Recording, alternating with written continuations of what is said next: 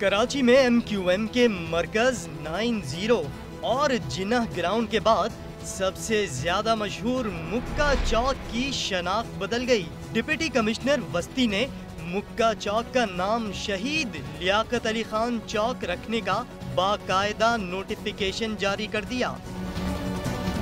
मुक्का चौक फारूक सत्तार की मेयरशिप में 1991 में कायम किया गया था। उसके बाद 14 अगस्त 2009 को कराची के नाजिम मुस्तफा कमाल ने उसकी तज़ीनो आराइश कराई थी। दूसरी तरफ मुत्तहिदा कौमी मूवमेंट के दफातर के खिलाफ क्रैकडाउन भी जारी है।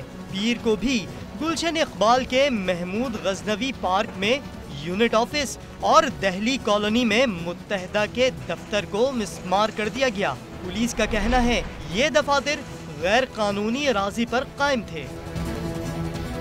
तहरीक इंसाफ के रहनुमा अली जैदी ने MQM पर पाबंदी आयद करने से मुताल्लिक आर्मी चीफ को खत लिखा है।